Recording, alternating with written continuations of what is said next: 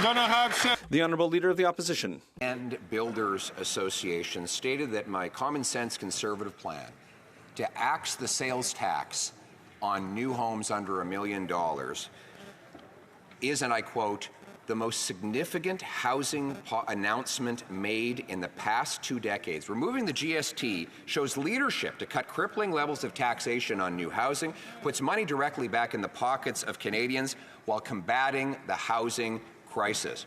Why won't the Prime Minister listen to the people who build homes so that we can reverse the crisis he caused? Why don't we axe the sales tax on new homes today?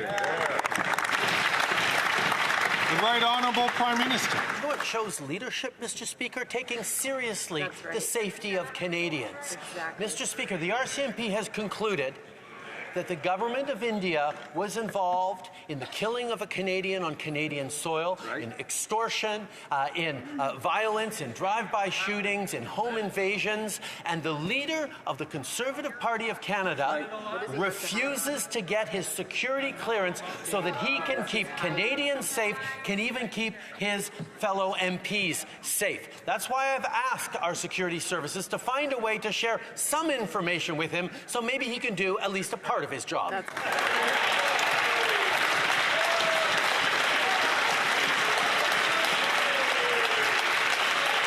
The Honourable Leader of the Opposition. We'd like to see him do any of his job after 9 years, Mr. Speaker, like reversing the housing price increase he caused. Let me quote British Columbia's Victoria Residential Builders Association said, quote, reducing government costs, including GST, would have a significant impact on housing affordability.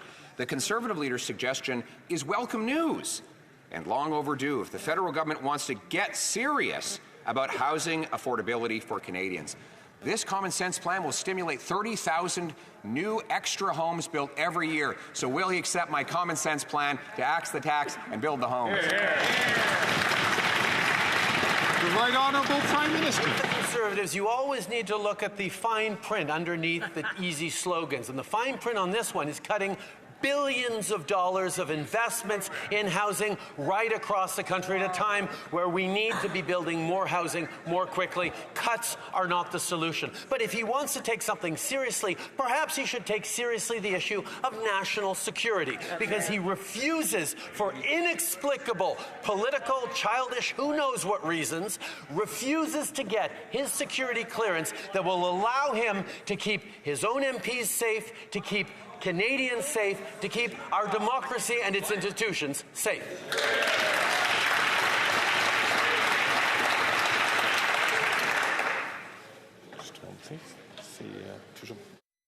The Honourable Leader of the Opposition.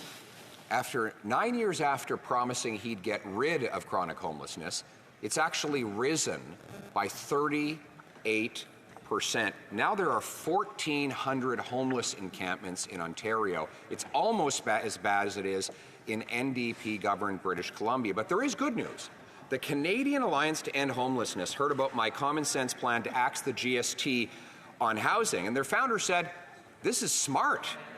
Mr. Speaker, those who are fighting to end homelessness, like my solution of axing the sales tax on new homes, will he accept my plan to axe the tax and build the homes? The Right Honourable Prime Minister.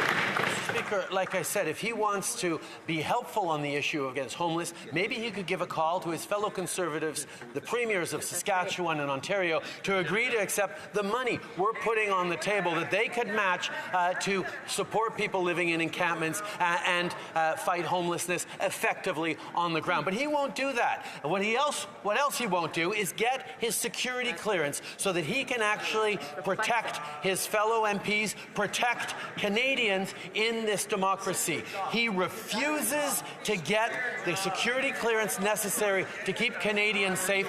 That's not the kind of leadership Canadians have. The Honourable Leader of the Opposition. Mr. Speaker, the Prime Minister says that he opposes taking the GST off of new homes. He wants to keep the taxes high and keep housing prices rising. His solution is to fund more bureaucracy.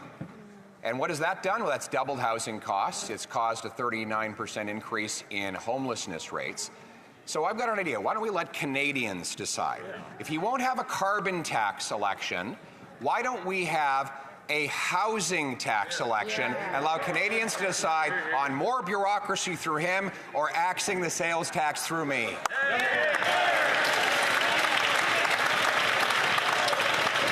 The Right Honourable Prime Minister. Mr. Speaker, Canadians watching today will see that the Leader of the Opposition is refusing to stand up and take a strong position in protecting women's rights unequivocally in this House.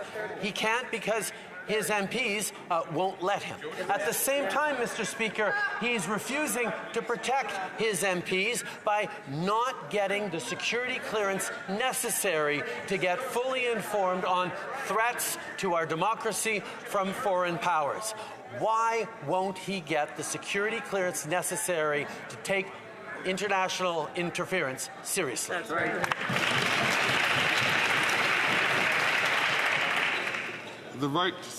The Honourable Leader of the Opposition.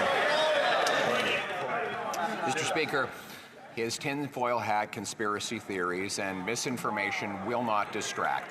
We stand up for women's rights every day on this side. It has been our 20-year-long policy in the Conservative Party that there will be no restrictions on women's reproductive choices or on abortion. He knows that, but he doesn't want to discuss the issues that we do disagree on, which are this. Housing costs have doubled under him. His solution is to spend billions more on bureaucracy that drives them up further. We want to help women and men own a home, so will he vote for a housing tax election?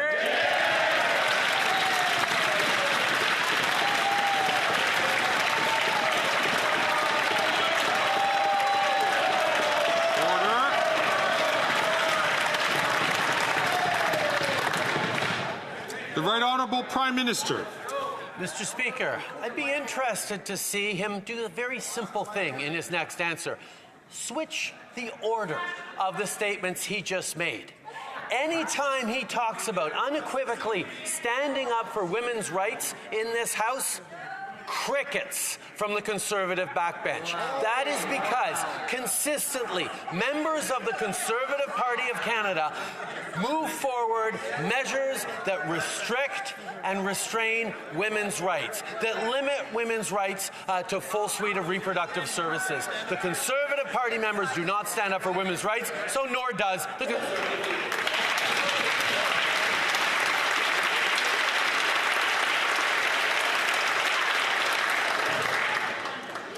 The Honourable Leader of the Opposition. Mr. Speaker, speaking of women's rights, just yesterday, his former parliamentary secretary came out publicly, Selina Cesar-Chavan, and said that she was abused, intimidated, and mistreated by this Prime Minister, that he used her for his fake feminist agenda, and that he treated her like garbage, Mr. Speaker.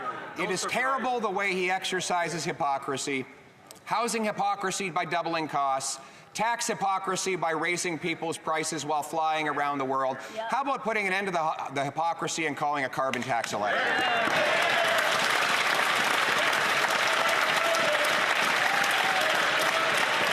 The Right Honourable Prime Minister. What is fascinating, Mr. Speaker, is the spectacle of watching...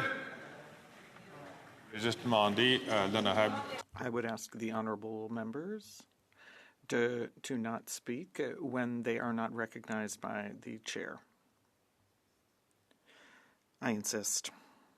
The Right Honourable Prime Minister. Mr. Speaker, it is fascinating to see the lengths to which the Conservative leader will go to avoid the issue of national security, to avoid the issue of safety of Canadians, to avoid talking about issues of foreign interference, because he cannot answer why he refuses to take the security clearance that would allow him to access top secret information focused on keeping his members safe, keeping our democracy safe. We know that foreign governments interfered in the last leadership campaigns in the Conservative Party. He wants nothing to do.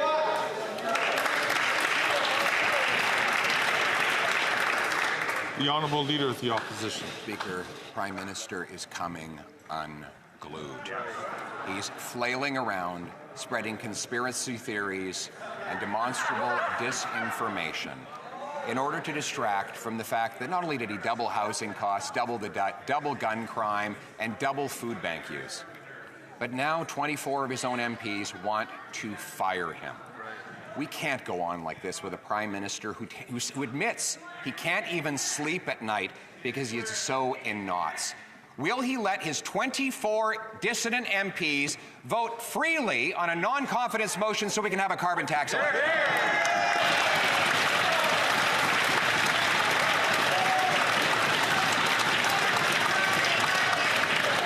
The Right Honourable Prime Minister.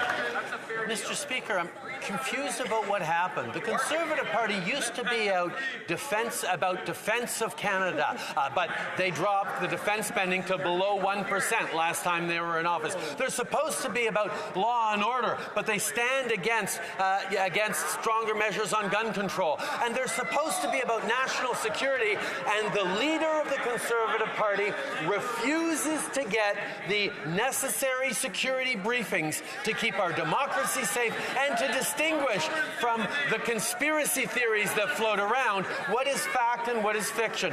Why won't he trust our national security agencies?